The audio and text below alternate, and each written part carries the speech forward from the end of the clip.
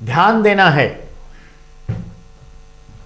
Europe के वैज्ञानिक क्रांति में गैलीलियो का अहम योगदान। आज है बेटा क्या जानते ही हैं आप, आज तारीख कितनी है? तो आज 15 फरवरी है। 15 फरवरी 1564 गैलीलियो का जन्म। 1564 में माना जाता है कि अकबर ने जजिया टैक्स खत्म किया और 1564 में हमारे गैलीलियो का जन्म हुआ। ध्यान देंगे, गैलीलियो जो थे हमारे गणितज्ञ, मैथमेटिशियन थे, फिजिस्ट, भौतिकविद थे और गैलीलियो गैलीली इनका पूरा नाम था। 1564 में आज ही पैदा हुए, इटली में पैदा हुए।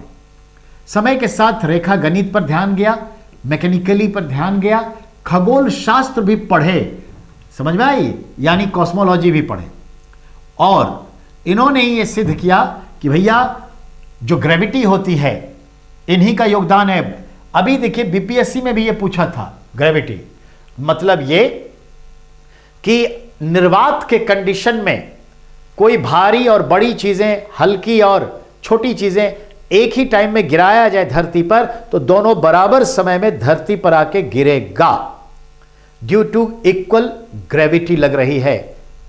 अगर हवा वगैरह कुछ नहीं हो तो, वैक्यूम हो तो यह सिद्धांत इन्होंने ही दिया। 1609 में आकाश का अवलोकन कर सबसे पहले चंद्रमा क्रेटर, चंद्रमा पर गड्ढा है, इसकी खोज इन्होंने ही की। 1610 में इन्होंने ही कहा कि बृहस्पति के इतने सारे चंद्रमा हैं, इससे पहले पता ही नहीं था कि बृहस्पति के भी उपग्रह हैं। और इनके इन सब काम को लेकर के जो उस टाइम में पोप थे, चर्च, वो धार्मिक प्रधान थे, उनको लगता था मैं जो कहूं वही सही है। इनको बहुत यातनाएं भी दिया गैलीलियो को, समझ में आई बात? तो ये मायने रखता है। तो कुल मिलाकर के एक तो ये देख लिया, लगे हाथ। आप भी जानते हैं टेडी बियर, जिसको बहुत प्यार करती हैं हमारी लड़कियां, बेटियां, बहनें, मतलब टेडी बियर उन्हें अच्छा लगता है।